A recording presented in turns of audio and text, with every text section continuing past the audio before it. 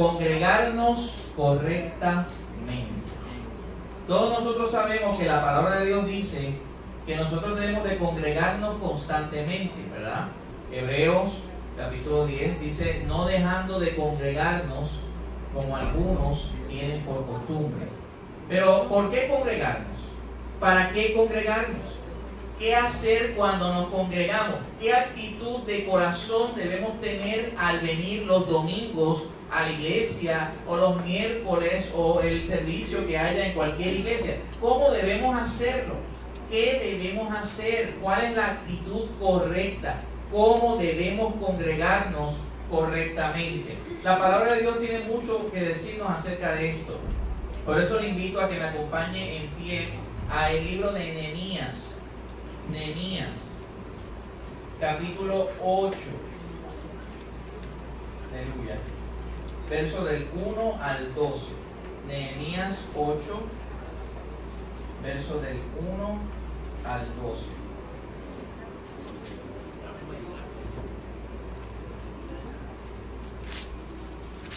Qué lindo es el Señor. Me invito a que estemos, ¿verdad?, en pie cuando tenga una oportunidad para hacer lectura en reverencia a la palabra del Señor. Nehemías capítulo 8, verso del 1 al 12.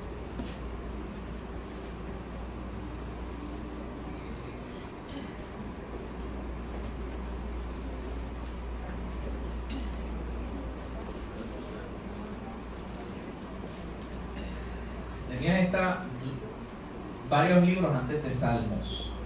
Nehemías capítulo 8. Un libro precioso. Los estudiosos dicen que Esdras, ¿verdad?, y Nehemías, que son dos libros, anteriormente eran un solo libro. Básicamente tienen el mismo tema, ¿verdad?, que es el regreso de Israel del cautiverio, ¿verdad?, de Babilonia, cuando regresaron de Babilonia. Nehemías capítulo 8, verso del 1 al 12, dice así la poderosa palabra del Señor. Y se juntó todo el pueblo como un ¿qué? Un solo hombre en la plaza que está delante de la puerta de las aguas. Dijeron a Esdras, el escriba, que trajese el libro de la ley de Moisés, la cual Jehová había dado a Israel. Y el sacerdote Esdras trajo la ley delante de la congregación, así de los hombres como de mujeres, y de todos los que podían entender, el primer día del mes séptimo. Y leyó en el libro delante de la plaza que está delante de la puerta de las aguas, desde el alba hasta el mediodía, en presencia de hombres y mujeres y de todo lo que podían entender. Mira esta frase, y los oídos de todo el pueblo estaban ¿qué? Atentos al libro de la ley. Y el escriba Esdras estaba sobre el púlpito de madera que habían hecho para ello. Y junto a él estaban Matatías, Sema, Anías, Urías, Hilcías y Maasías a su mano derecha. A su mano izquierda Pedaías, Misael, Malquías, Asum, Asbadana, Zacarías y Mesulam. Abrió pues Esdras el libro a ojos de todo el pueblo, porque estaba más alto que todo el pueblo. Y cuando lo abrió, todo el pueblo estuvo ¿qué? Nuevamente, palabra atento. Dice, y bendijo entonces Esdras a Jehová, Dios grande. Y todo el pueblo respondió, amén, amén. Alzando sus manos, se humillaron, adoraron a Jehová, inclinados a tierra. Y los levitas, Jesúa, Bani, Serabías, Jamín, Acub, Sebatai, Obías, Maasías, Elita, Azarías, Josabed, Anán y Pelaía, hacían entender al pueblo que, y el pueblo estaba nuevamente como atento en su lugar. Y leían en el libro de la ley de Dios claramente y ponían el sentido de modo que se entendiese la lectura. Y Nehemías, el gobernador, y el sacerdote Esdras, escriba, los levitas, ¿hacían qué? Y dijeron dijeron al pueblo: día santo es a Jehová nuestro Dios.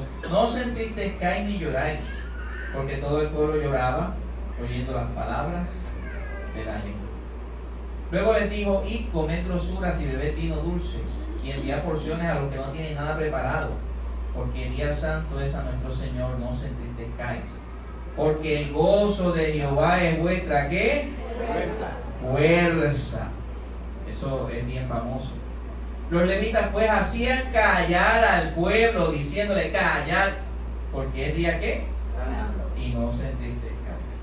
Y todo el pueblo se fue a comer y a beber y a obsequiar porciones y a gozar de grande alegría, porque habían entendido las palabras que les había enseñado.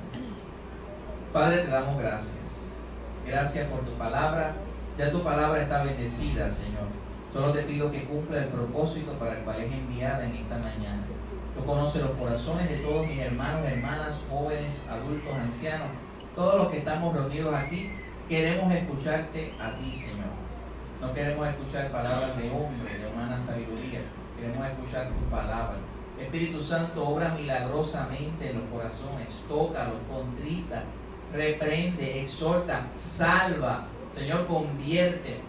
Pon un corazón nuevo en aquellos que no lo tienen, Señor. Pon alegría y gozo en aquellos que somos cristianos, pero quizás están deprimidos, Señor. Que tu palabra llegue y toque hondo a los corazones. Sea un tiempo de paz, sea un tiempo de refrigerio espiritual. Gracias, gracias. Y todo lo hacemos en el nombre de Jesucristo. Amén. Amén. La iglesia puede tomar asiento.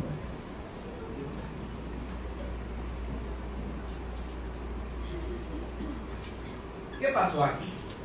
Bueno, vemos que un pueblo estaba reunido, pero antes de esta reunión, antes de que este pueblo estuviera reunido todos para escuchar la palabra, para adorar, porque dice que alzaron sus manos, dice que se humillaron, dice que se pusieron rostro en tierra, antes de que este pueblo estuviera para compartir los hermanos juntos en armonía, porque dice que comían juntos, estaban gozosos, el gozo del Señor era su fortaleza. Esta palabra es tan hermosa, este capítulo es tan precioso, pero el trasfondo de este capítulo es un trasfondo triste, es un trasfondo difícil, es un trasfondo oscuro, es algo que a ningún pueblo le gustaría vivir. Todo el mundo conoce la historia de Éxodo. ¿Cuál es la historia de Éxodo? La historia de Éxodo es de un pueblo de Israel que vino el faraón y los conquista, ¿verdad? Ellos se fueron huyendo del hambre, pero a pesar de que ese primer faraón era bueno, el segundo y tercer faraón eran hombres perversos que esclavizaron al pueblo sobre 400 años, estuvieron en Egipto. Pero escucha bien, ellos todavía no eran un pueblo organizado. Todavía no tenían unas leyes. Todavía no era el pueblo de Israel en su totalidad. O sea, con leyes morales, con leyes civiles. Luego de Éxodo, que ellos parten y estuvieron 40 años en el desierto, que se establecen en Canaán, todas las guerras de Josué y Jueces, que usted lo puede leer en su casa con calma. Y luego que ellos pidieron rey, vinieron varios reyes, siendo Saúl el primero, David y Salomón, y luego de Salomón varios reyes. Eran un pueblo. Estaban organizados, tenían un ejército, tenían legisladores, tenían gobernantes en las diferentes provincias, tenían agricultores. O sea, era un pueblo completamente organizado. Y a pesar de esto, vino el imperio más grande que existía sobre la tierra, que es el imperio de Babilonia, y conquistó a Israel.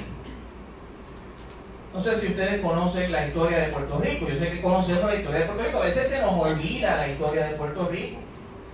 Pero en el 1898, usted sabe qué pasó. La guerra hispanoamericana, por culpa de un barco que se inundó o que se incendió en Cuba, le echaron la culpa a España por eso, por las revueltas y todo eso. Y Estados Unidos conquista las Filipinas y conquista una isla pequeña en el Caribe. ¿Se acuerdan de esa isla? ¿Cuál es? Puerto Rico. Cuando vinieron los americanos a Puerto Rico, ellos querían que todo Puerto Rico hablara inglés. Era una obligación para el puertorriqueño de a pie hablar inglés. Por eso una maestra de Río Piedras, allá en los 1912, los 1910 por ahí, hizo una canción que es bien famosa. Pollito, chicken, gallina. ¿Todo viene después? Entonces ella, para que los estudiantes, porque recordemos que los primeros años de Puerto Rico no fueron unos años donde el pueblo elegía quién iba a gobernar. Eran gobernantes militares quienes estaban aquí. Y recordemos, prohibido olvidar, para allá en 1930 y pico, aquí en la calle que está aquí, ¿cómo que se llama? Marina. Unos jóvenes independentistas estaban sin armas. La masacre de Ponce, 1930 y pico, 37 por ahí, ¿verdad? Que saben más de historias que yo. Y mataron sobre 19. Pero no tan solamente fue eso. ¿Cuántos saben qué era la Central Mercedita? ¿Se acuerdan de la Central Mercedita? La Central Mercedita eran tierras de campesinos.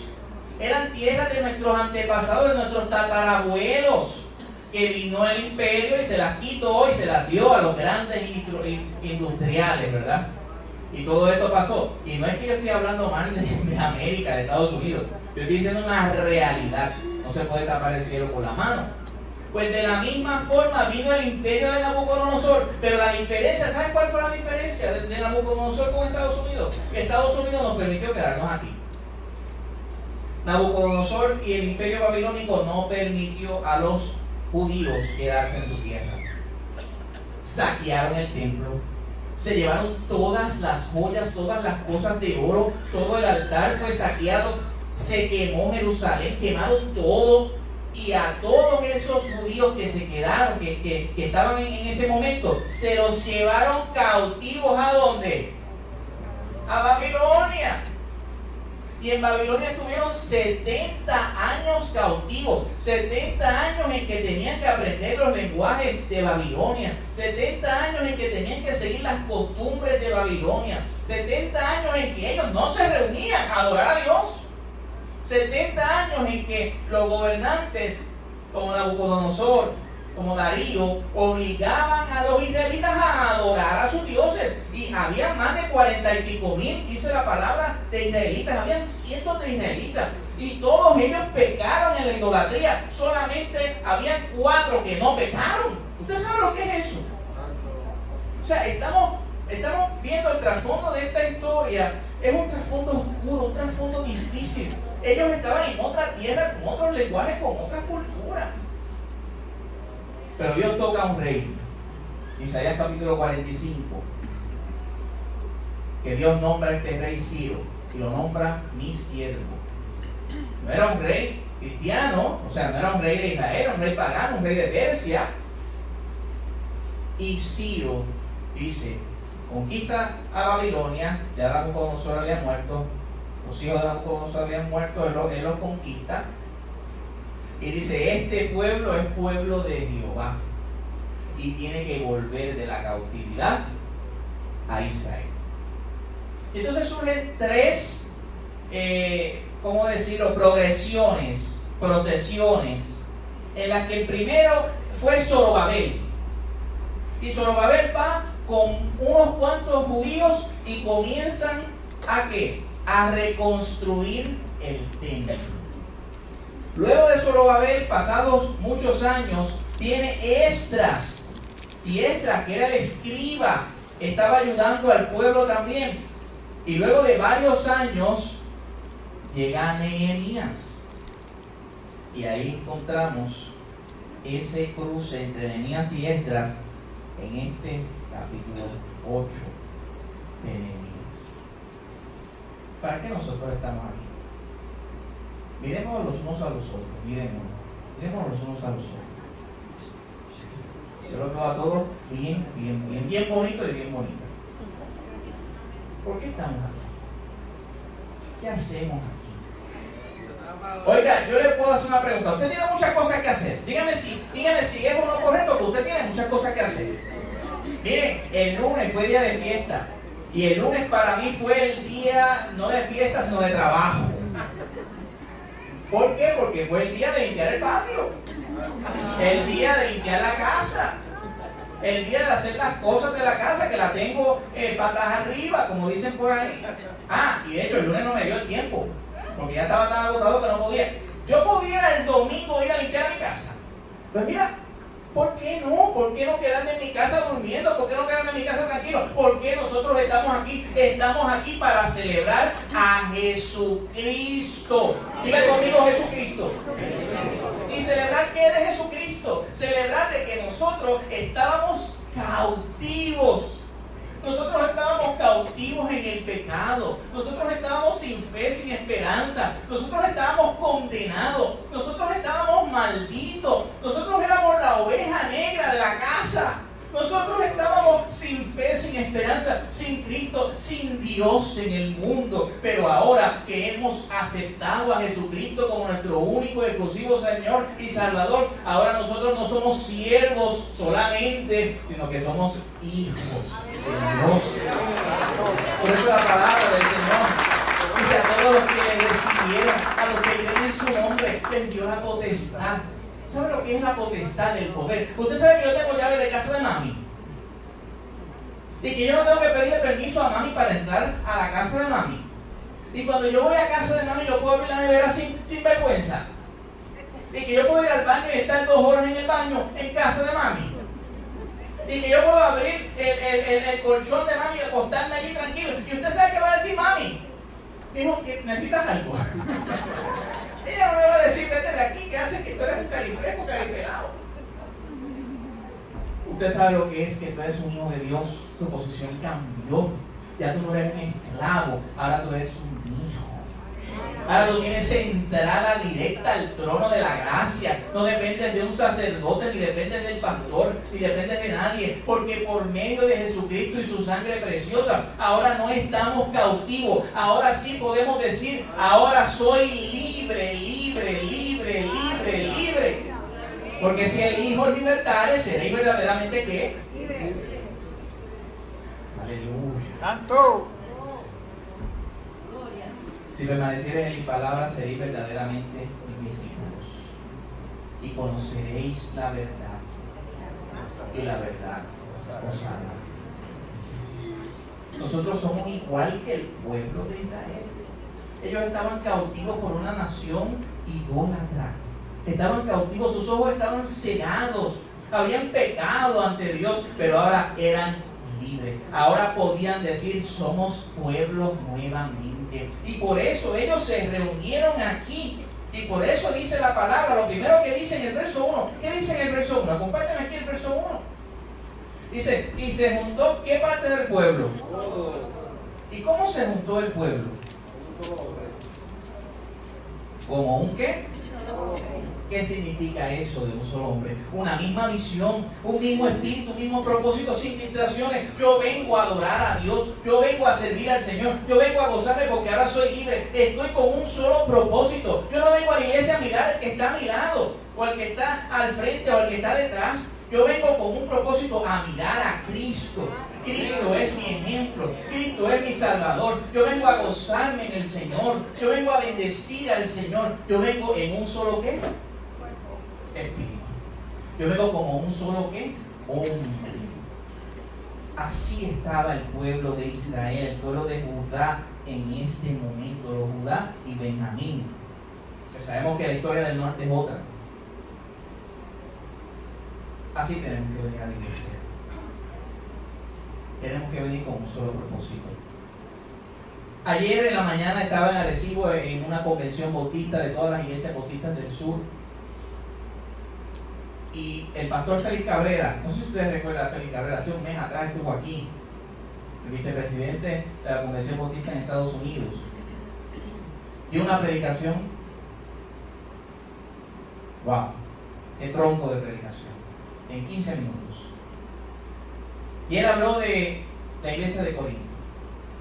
La iglesia de Corinto no estaba como un solo hombre. La iglesia de Corinto estaba dividida. Unos decían: yo soy de Pablo. Otros decían: yo soy de Apolo. Otros decían: yo soy de Pedro.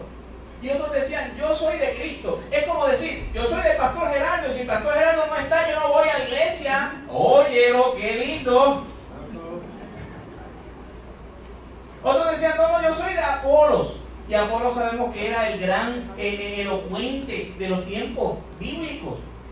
Dice, cuando Apolos hablaba era una cosa increíble.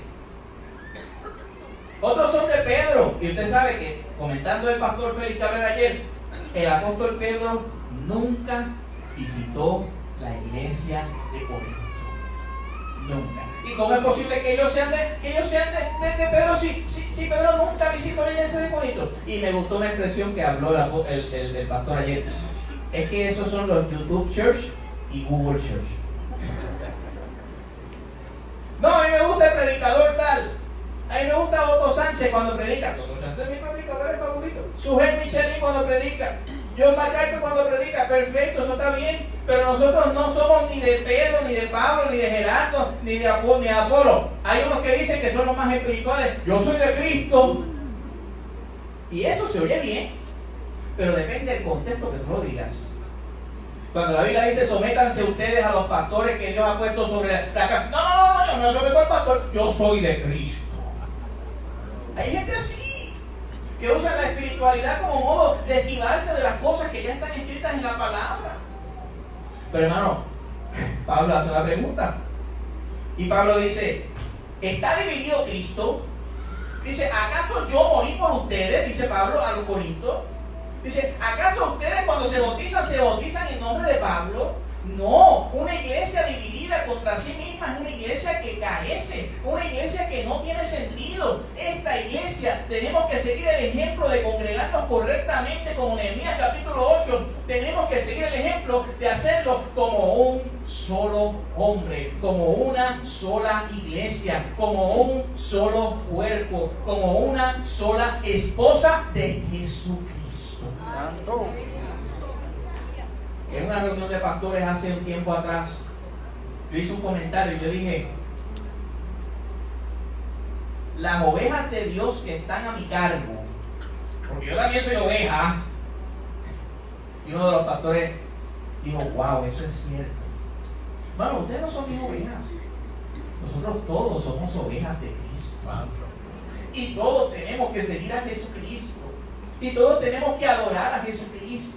Y todos tenemos que gozarnos en Él como un solo hombre, como una sola iglesia, como una sola visión. Mira, el Señor puso en mi corazón de reunirnos los miércoles. Vamos a reunirnos los miércoles, vamos a hacer los estudios bíblicos los miércoles. Eso no está bien, el pastor está mal, está desenfocado. Aquí siempre es martes y aquí siempre es jueves.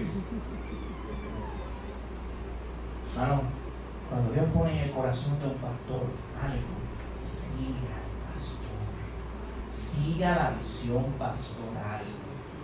Me fascina cómo mi hermano León, eso se me grabó. León una vez me dijo en la oficina, mira, nosotros tenemos que seguir a Cristo detrás del pastor. Si el pastor de la iglesia se desvía, ¿para qué tú vas a seguir? Tú vas a seguir a Cristo. Aleluya. Entonces tenemos que seguir una iglesia, una misma visión, un solo cuerpo. No podemos poner aquí Gerardinis, ni Gavinis, ni Estorcinis, ni Radinis, ni Wilfredini, Wilfredo, ni Iricinis, que Iris tiene un grupo también en la casa. No, aquí tenemos que estar todos con un mismo cuerpo. Todos tenemos que estar unidos en la fe, unidos en el amor, unidos en un mismo espíritu, hermano. Como un solo hombre, como estaba la iglesia, como estaba el cuerpo de Israel en ese momento. Aleluya.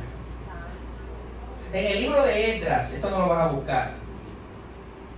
Cuando ellos vinieron de Babilonia al cautiverio, Esdras 2, 64-65 dice, toda la congregación unida como un solo hombre. Cuando fueron a edificar el altar de Dios en Esdras 3, verso 1 y verso 2, dice, ya establecidos en las ciudades, se juntó el pueblo como un solo hombre en Jerusalén. Cuando fueron a construir la edificación del segundo templo, aleluya, dice la palabra que como un solo hombre asistían para activar. Mire, usted sabe algo, esto funciona aún en la que no son iglesias. Esto funciona aún cuando no es una iglesia. El imperio de Inglaterra tenía, Inglaterra Inglaterra es una joya estudiar Inglaterra. Estudies Inglaterra un tiempo para que usted vea cómo una isla tan pequeña, es más grande que Puerto Rico, pero es pequeña. Conquistó Sudáfrica, conquistó India. De hecho, ellos eran, cuando Israel se hizo Estado, ellos eran los que estaban allí en Israel.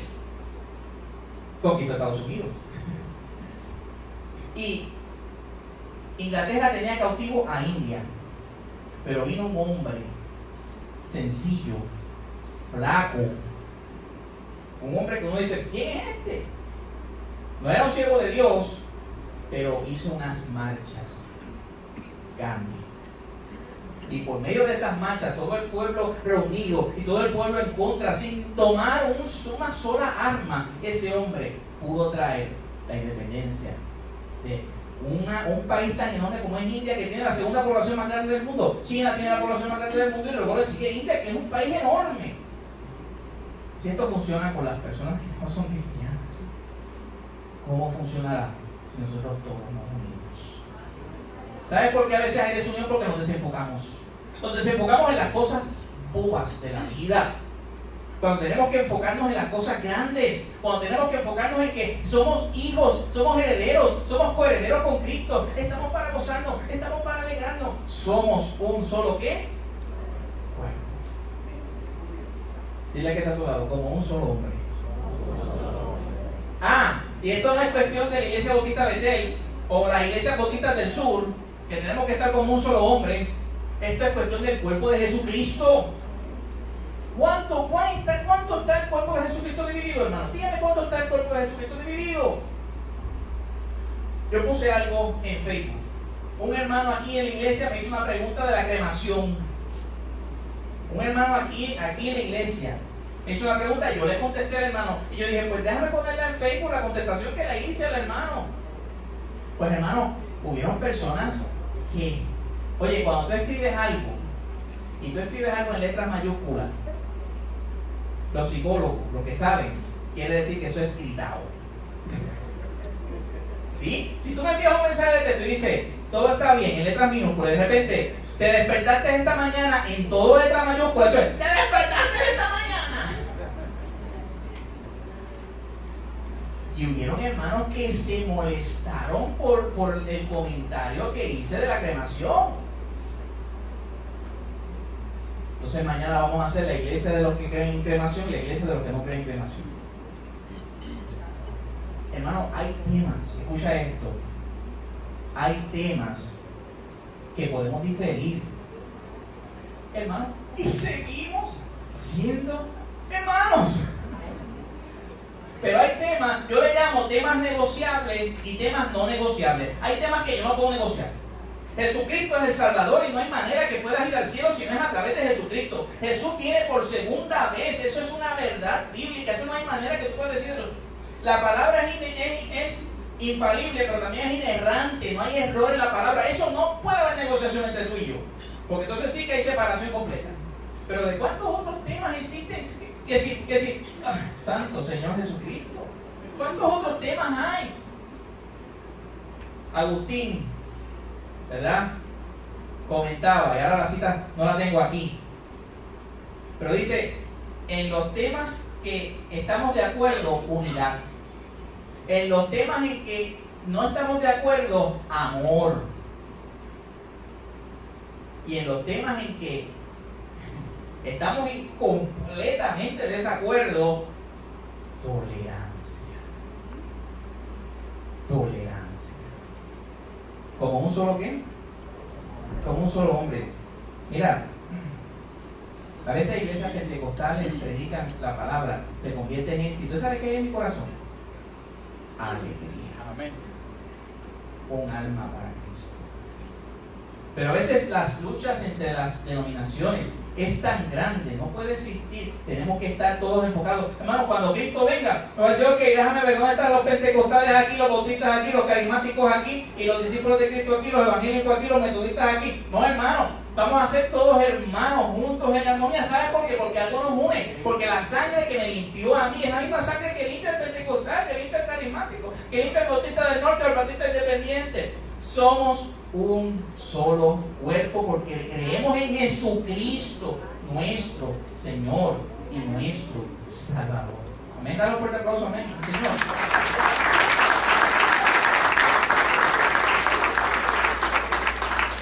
Segunda característica que vemos aquí en Nehemías. Mira el capítulo 3, la última parte.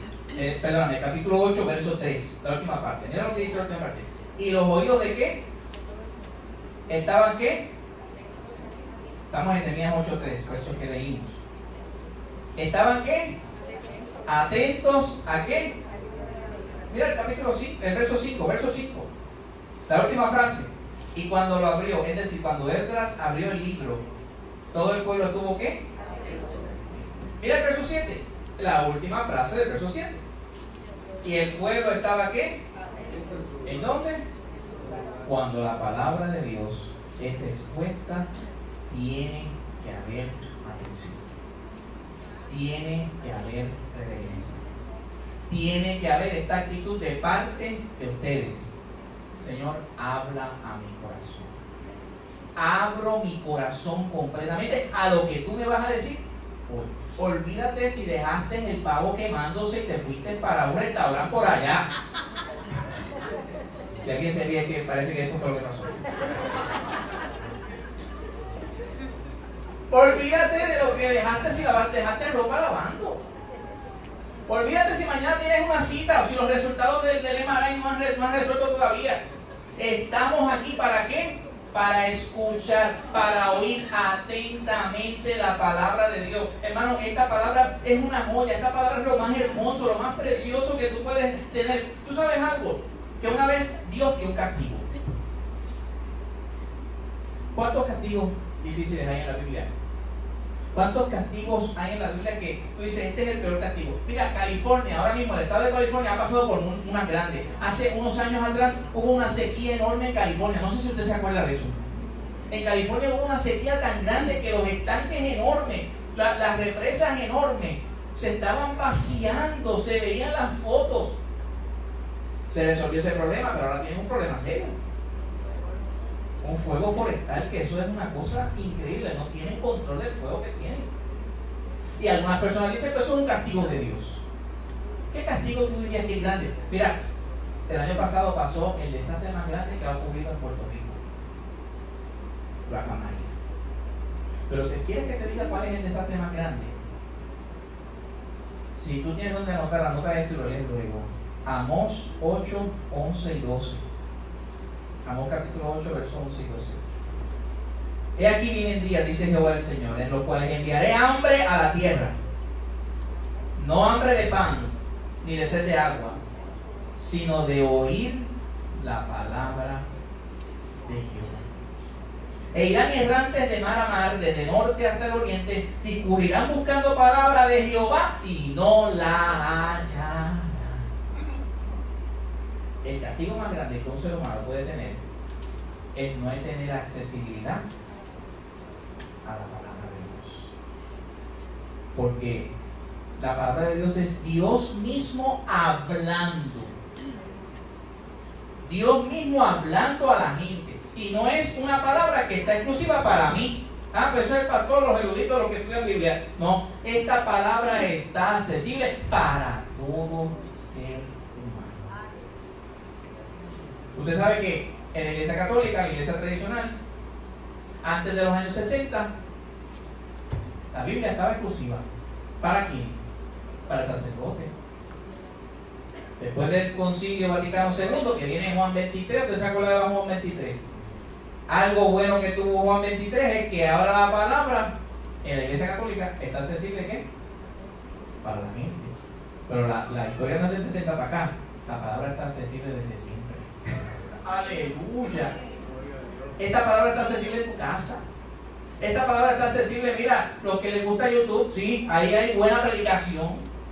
Los que les gusta Google, hay buena predicación, sí, se puede escuchar ahí. Pero no es tan solamente escuchar, esta palabra está disponible en tu casa para que tú la puedas leer. La palabra es vida para nuestra alma, es lámpara a nuestros pies, parte de nuestra alma. Dice que hasta partir los tuétanos. Dice, nos santifica, nos instruye, da crecimiento, produce fe. ¿Tú quieres tener fe? Escucha la palabra. Dice la fe por el oír y el oír por la palabra de Dios, en Romanos capítulo 10. Nos limpia. ¿Con qué limpiará el joven su camino? Con guardar su palabra. Oye, los cielos pasarán, la tierra pasará, pero su palabra nunca pasa. Entonces, el pueblo estaba ¿qué? En tres versos de ese capítulo 8 dice que estaba ¿qué?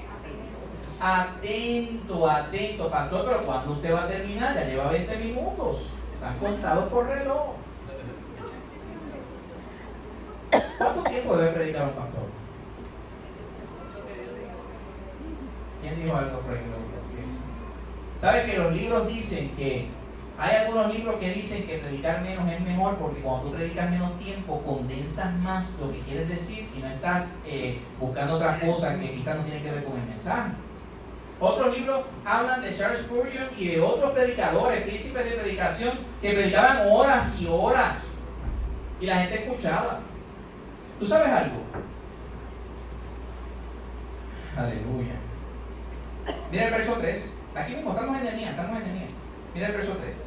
¿Qué dice el verso 3? Y leyó en el libro delante de la plaza que está delante de la puerta de las aguas. ¿Desde cuándo? ¿Sabe lo que es el alba? Desde el amanecer, ¿verdad? ¿Desde el amanecer hasta qué?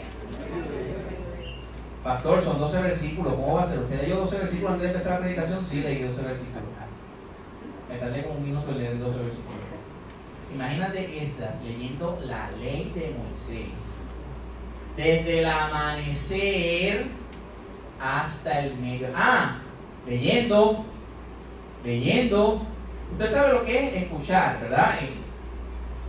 Claro que nosotros tenemos una perspectiva diferente hoy en día, pero tenemos que entender que ellos tuvieron 70 años sin escuchar palabras.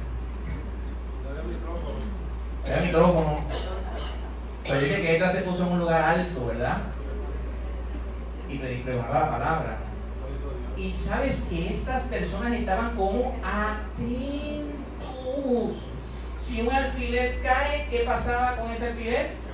Se escuchaba. Pastor, pero eso es del Antiguo Testamento. El Nuevo Testamento eso no existe. Contestación errónea. En el capítulo 20 de Hechos, dice que Pablo estaba predicando el primer día de la semana y alargó el discurso hasta la medianoche.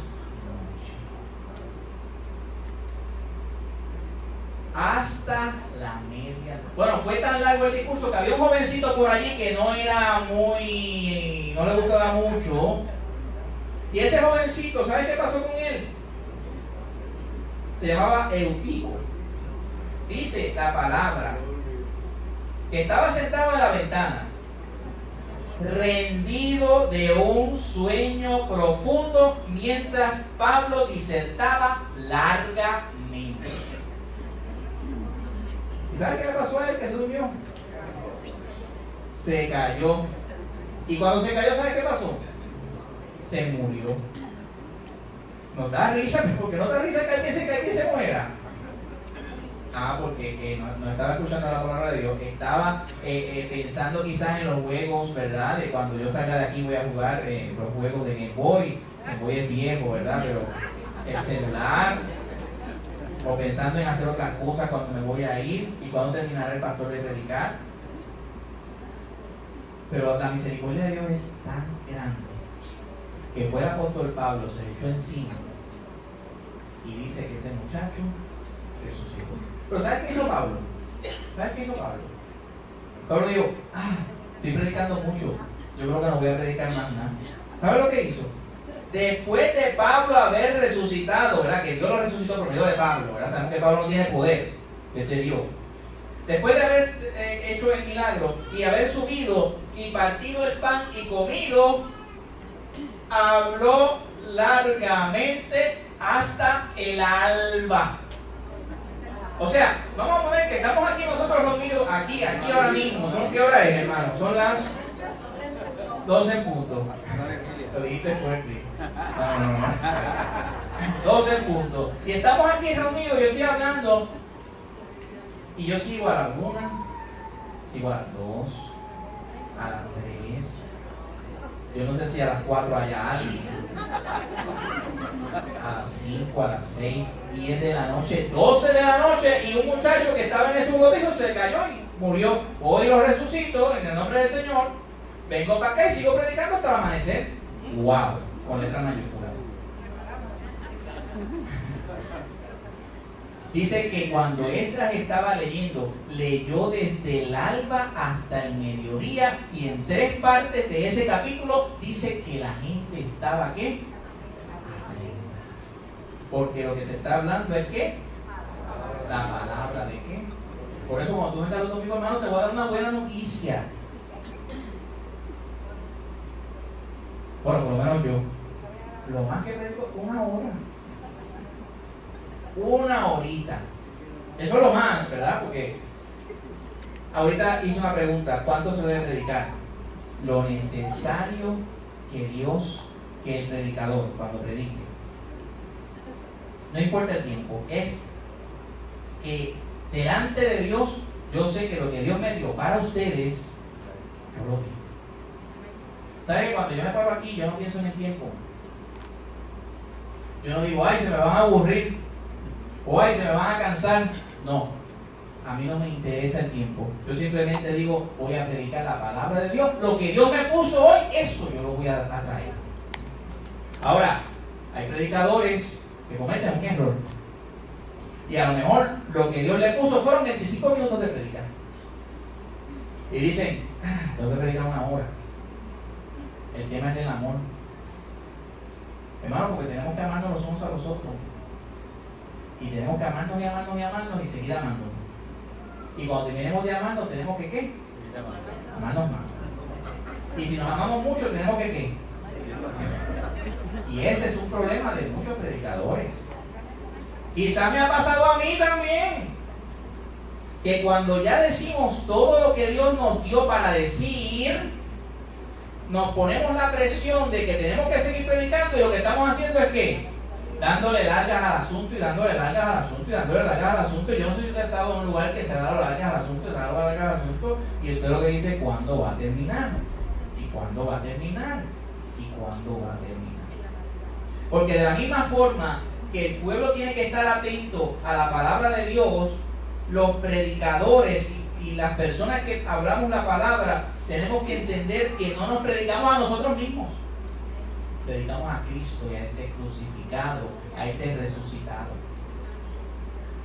Si yo vengo aquí a hablarle de otra cosa que no sea Jesucristo, estamos en club social, y no es un club social lo que Dios quiere, porque el club social no transforma vidas, la religión no transforma vidas, ni el moralismo transforma vidas. Yo decía a ustedes lo que tienen que hacer para portarse bien. El único que transforma vida es Cristo Jesús, Señor nuestro, por medio de su Espíritu Santo, que es el que toca el corazón de las personas. Pero la espada del Espíritu, el Espíritu no puede, mira esto, el Espíritu Santo no puede tocar a la gente, sino es porque la palabra, porque la espada del Espíritu es ¿qué? La palabra de Dios. Por eso también muchas iglesias se han desviado, y todo es Espíritu Santo y Espíritu Santo y Espíritu Santo y Espíritu Santo, y la botella suena para arriba, y cuando suena para arriba, el que le caiga se va a sanar, y eso es el Espíritu Santo.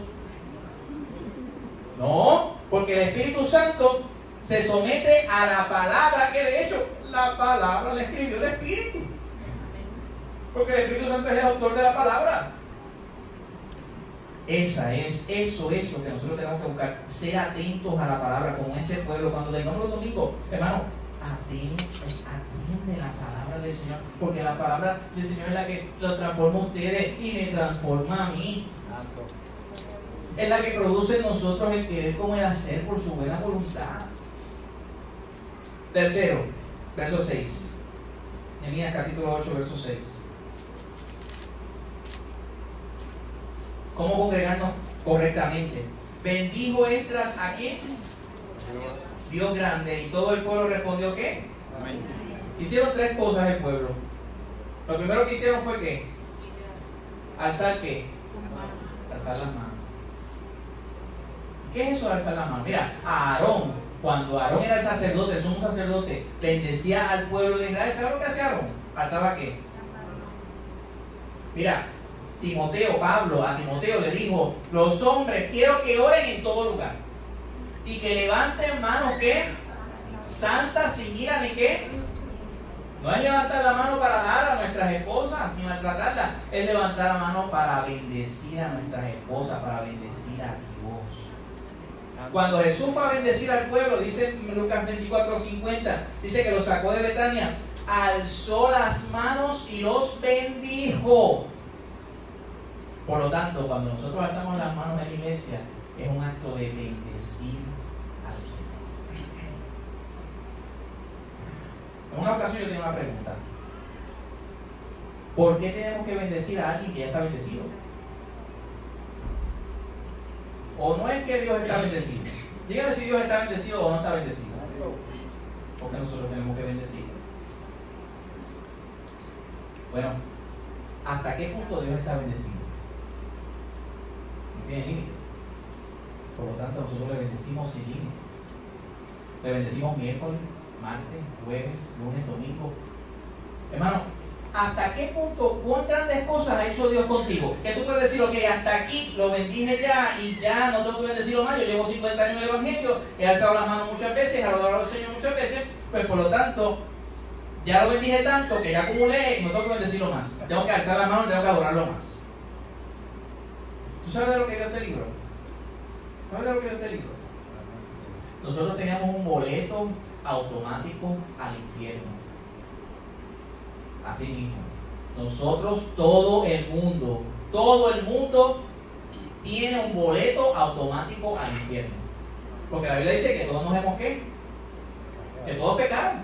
Todos estamos destituidos de la gloria de Dios. Tenemos ese boleto automático al infierno, pero de repente llegó uno que interrumpió ese boleto y dice, si te lavas con mi sangre o si mi sangre te limpia, tú eres limpio de todo pecado y limpio de toda maldad. Y por medio de Jesucristo fuimos salvos de una ¿qué? Eternidad de ¿qué? Por lo tanto vamos a estar, como hemos sido librados de algo grande, eterno, vamos a adorarle eternamente. Y cuando venimos y levantamos nuestras manos, porque eso es otra cosa, eso es voluntario. Yo sé que a veces los que dirigimos devocional, y yo mismo como pastor, a veces levanta tus manos y adora al Señor. Mano, eso es algo voluntario tuyo. Y no deberíamos ninguno de nosotros estar mirando quién la levantó y quién no la levantó. Eso pasa también. Porque si yo te obligo a levantar las manos cuando yo mire la espalda, ¿qué tú vas a hacer? Eso es lo que pasa con los jefes. Los jefes te dicen, increíble. Usted ha llegado a un lugar que cuando usted llega, usted oye murmulleo, pero cuando usted llega hay silencio total. Ha llegado a un lugar así. Entonces, yo no quiero que ustedes levanten las manos porque yo estoy aquí presente. Yo quiero que ustedes levanten las manos porque en su corazón ustedes son hijos de Dios, porque quieren adorar al Señor, porque sienten ese deseo, ese anhelo de adorarle en su presencia, aunque usted no reciba nada. Voy a decir otra vez, adoración es darle la gloria al Señor, aunque tú no recibas nada. Sí, porque a veces pensamos, voy a adorar a Dios para sentir su presencia. Mira, siente tu presencia, no siente su presencia, adórale al Señor. Okay. Yo no te digo, cuando sienta mi presencia, adórame. Si no siente mi presencia, no. Porque ¿qué sintió Jesucristo en la cruz del Calvario? La presencia de Dios. No sintió la presencia de Dios. Es más, estaba vacío de Dios en ese momento cuando Jesús dijo de su boca, ¿por qué me han qué? Desamparado. Hay momentos en tu vida, y yo sé que muchos lo sabemos, pero por si acaso lo sabemos, se nos olvida, y el que no lo sepa, hay momentos en que no vas a sentir a Dios. Es más, yo no sé si ustedes están pasando momentos ahora mismo en que no sienten a Dios. Esto no es por sentimiento, esto es por convicción. Amén. Y la palabra de Dios dice, yo estaré con ustedes cuando ustedes sientan mi presencia. No. La palabra de Dios dice, yo estaré con ustedes todos los días. Hasta el fin del mundo. Fin del mundo puede ser muchas cosas. Fin del mundo puede ser cuando Cristo venga. Se acabó el mundo. Pero fin del mundo puede ser cuando a mí me pongan la anestesia, que nunca despierte más. ¿Sabes cuál es la anestesia no despierta más? La muerte. Cuando me pongan esa anestesia, ese es el fin del mundo para mí. Pero esa promesa de estaré con ustedes todos los días hasta el fin del mundo, si la cogemos literal, es una promesa limitada. Porque ¿qué pasa después del fin del mundo? ¿Cómo está él?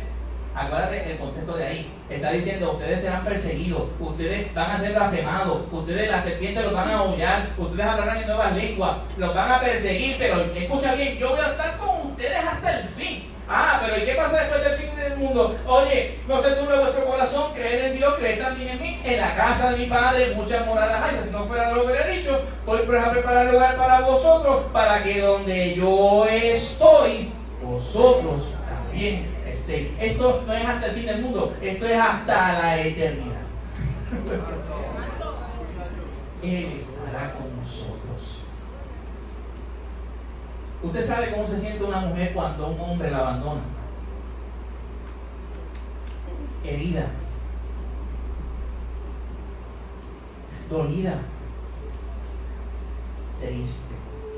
Cuando un hombre le es adúltero a una mujer, ¿usted sabe cómo se siente una mujer? Traicionada. ¿Por qué se fijó en aquella y no se fijó en mí? ¿Qué hice yo? Pero usted sabe lo que es que nosotros somos esposas del Cordero y que hay momentos dados en nuestra vida en que nosotros no estamos bien. Es más, hay momentos dados en que a veces dudamos de las cosas del Señor. Hay momentos dados en que caemos. Hay momentos dados en que quizás negamos al Maestro, como hizo Pedro.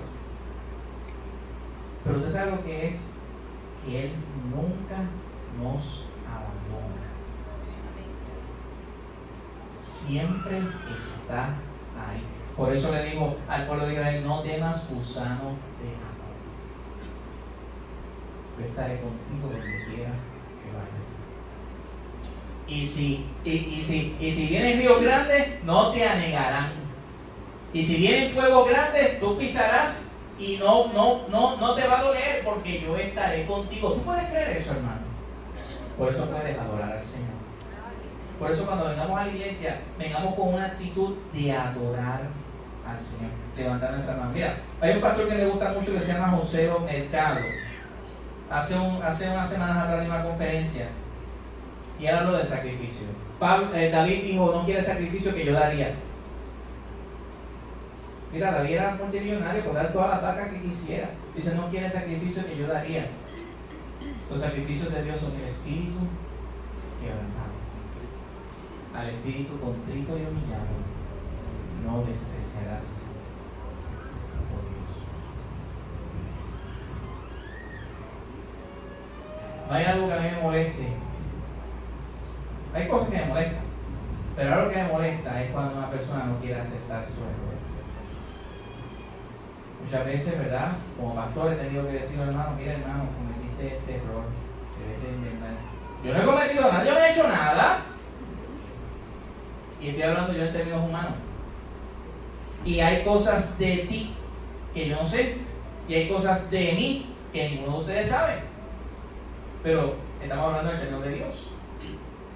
Nosotros todos estamos desnudos completamente ante su presencia.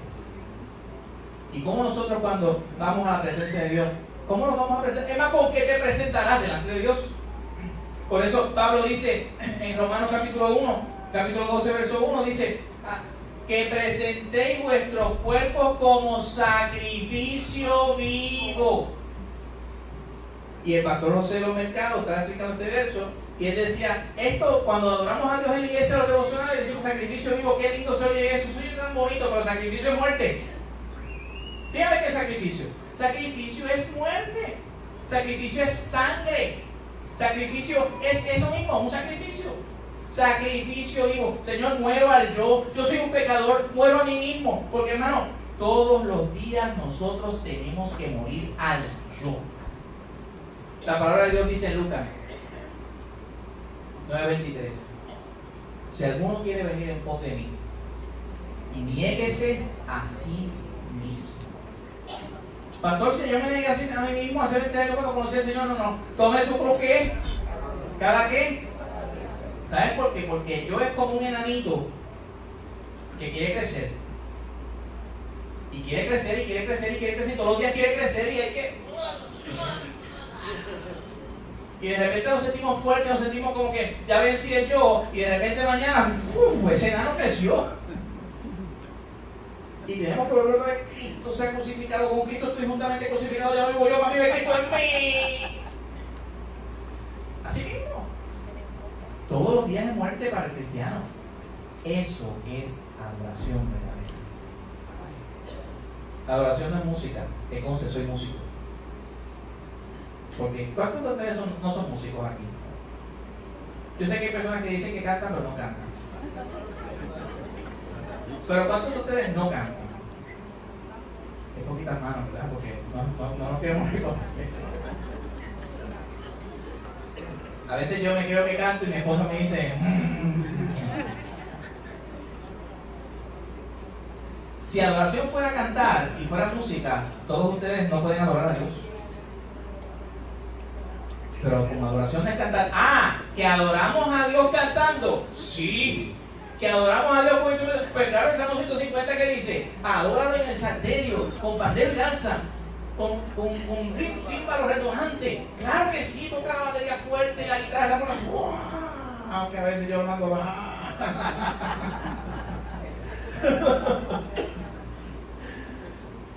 Tócale con gozo al Señor, tócale con fuerza al Señor.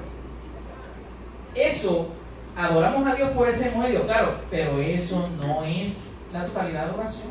Porque entonces tú tienes un problema porque no toca ni canta. Adorar a Dios es todo el corazón.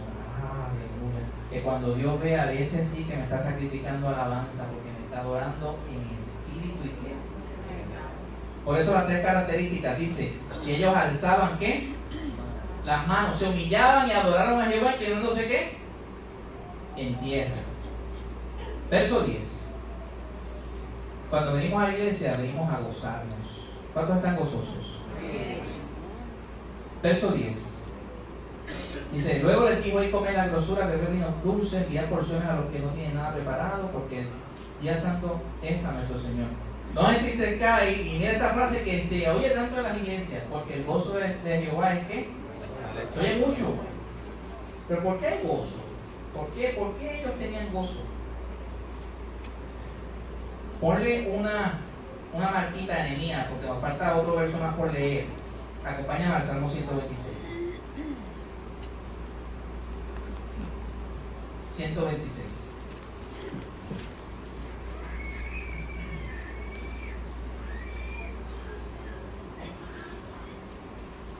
Este salmo es exquisito, es precioso. Y está hablando cuando esto que yo estoy hablando no había pasado. Mira esto, este Salmo 126 está hablando cuando ellos todavía eran cautivos, cuando todavía estaban en Babilonia, cuando todavía no tenían su tierra. Y mira lo que dice: cuando Jehová hiciere volver la cautividad de Sion, seremos como qué. ¿Cómo son los que sueñan? ¿Usted ha visto a alguien soñando? Aparte de su esposo o su esposa. O sea, cuando dice esta expresión, lo que sueñan es lo que tú vives en una nube. ¿Por qué? ¿Por qué le decimos a las personas que viven en una nube? ¿Por qué? ¿Por qué le decimos eso? Vamos a poner que alguien está en el Shell antes que tú. Alguien está en el Shell antes que tú, en la gasolinera. Y dice: oye, me voy a pegar, yo voy a comprar todo, voy a comprarle todo a mí. Es más, tú eres tu número, te voy a comprar una casa a ti. Y tú lo ves así contento y lo ves bien alegre. Y dame ahí el Powerball y es más, y si me pego aquí, ¿sabes qué? Te voy a pasar dar todas las deudas de la gasolinera. Entonces, todos los que están alrededor, yo sé que van a decir: este está soñando con pajaritos preñados. Porque el estado de alegría es un estado que no es real. Pues es lo que está diciendo: cuando terminemos de ser cautivos, vamos a ser gozosos, vamos a estar alegres, vamos a estar, porque el gozo del Señor es nuestra ¿qué? Nuestra fuerza, eso es lo que está diciendo. Dice: entonces nuestra boca se llenará de ¿qué? Nuestra lengua de ¿qué? Entonces dirán las naciones: grandes cosas ha hecho Jehová con vosotros. Grandes cosas ha hecho Jehová con vosotros. Estaremos como alegres. Ese es el gozo del Señor, que es nuestra fortaleza, porque ya no estamos cautivos. En este momento todavía estamos cautivos, Pero estaba él soñando, ¿verdad? El salmista estaba soñando, estaba diciendo, cuando dejemos la cautividad. Entonces, mira lo que dice el verso 4, estaba pidiendo, ¿verdad? Haz volver nuestra ¿qué? Como los arroyos de ¿qué? Este arroyo es un arroyo seco todo el año. Imagínense que nosotros estamos aquí reunidos y de repente usted oye y se llena todo esto de agua en un abrir y cerrar de ojos. Yo vi en YouTube cómo el arroyo del Negev se llena. Hermano, personas están aquí y de repente es que esto es en un abrir y cerrar de ojos. Han tenido que correr por sus vidas. Porque las corrientes del agua del Negev son enormes, son grandes, son fuertes y vienen y refrescan el desierto. Eso es lo que hace cuando ya no estamos cautivos. Estamos en refrigerio. ¿Verdad? ¿Qué es lo que está diciendo? Ah, mira lo que dice el 5. Los que sembraron con ¿qué? Con regocijo ¿qué? Irán dando y llevando el que lleva la preciosa semilla, mas volverá a venir con regocijo ¿qué? ¿Qué está diciendo? Hay fruto. Hay fruto de gozo. Hay trabajo, hay lloro, pero va a haber recompensa por ese trabajo. Eso es lo que está diciendo aquí. Y ese es el gozo de nuestro, ese es el gozo que nos... ¿Sabes por qué? Porque como dije ahorita, ellos estaban cautivos en una tierra, pero nosotros los que estamos en Cristo ya no estamos cautivos. Por lo tanto, nosotros sí sabemos lo que son los arroyos, las fuentes de agua viva, que dice que de su interior correrán ríos de ¿qué? Sabemos lo que es soñar. ¿Por qué? Porque no estamos soñando con pajaritos preñados. Estamos soñando con una tierra nueva, un cielo nuevo. Estamos soñando con que no hay lloro, con que no hay lágrimas. Ah, que hay lágrimas ahora. Sí, hay lágrimas ahora. Pero esas lágrimas se van a convertir en gozo. Entonces, de esa forma, el gozo del Señor es ¿qué? Nuestra fortaleza, nuestra fuerza. Por último, mira el verso 12. Estamos en Nehemías 8, 12. Por último, ¿cómo congregarnos correctamente? Confraternizando los hermanos juntos.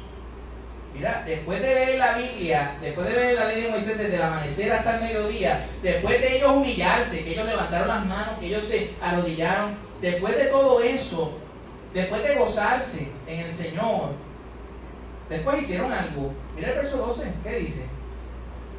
Y todo el pueblo fue a ¿qué? A comer churrasco con arroz y habichuela.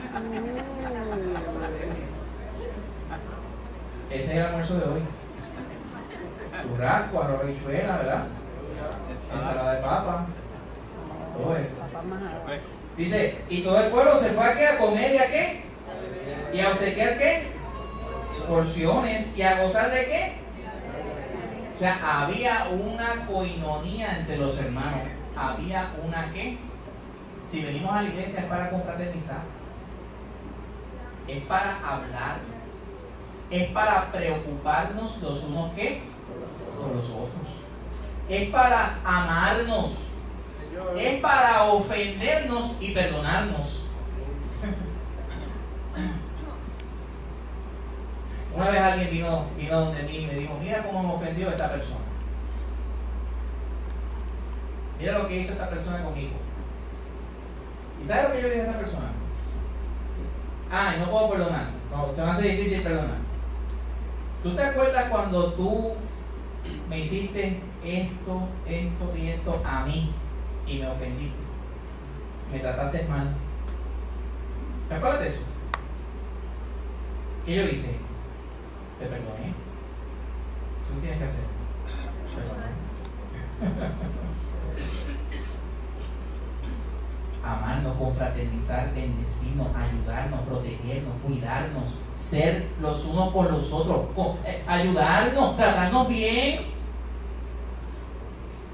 Como el Salmo 133 que hace en verano, predicamos de eso. Mirad cuán bueno y cuán ¿qué? Porque hay cosas que son buenas pero no son deliciosas. Y hay cosas que son deliciosas pero no son buenas. Pero el habitar los hermanos juntos en armonía es bueno y es delicioso. Dice, es como el óleo de la cabeza de Aarón, ¿verdad? Que desciende cuando se ungía ese sacerdote. Ese sumo sacerdote se ungía de una forma diferente. Que bajaba por todo, como el rocío del Hermón. Un monte enorme que cubre el rocío por todo alrededor. Dice, porque allí desciende bendición y vida eterna. Allí habita Jehová y desciende bendición y vida eterna. ¿Cómo congregarnos correctamente? Como un solo hombre, en una misma visión, en un mismo espíritu, no permitiendo que nada nos desvíe del propósito. Que esta iglesia tiene 3 propósitos, 3 misiones, 3 visiones, ¿verdad? Que evangelizar, ¿qué más? ¿Y qué? Y consolar, evangelizar, discipular, consolar. Como un solo hombre, atentos a la palabra de ¿qué? Del Señor. En adoración, humillación, alzando nuestras manos, bendiciendo al Señor. Con gozo, hermano, porque el gozo del Señor es ¿qué? Y compartiendo a los hermanos juntos. Venga,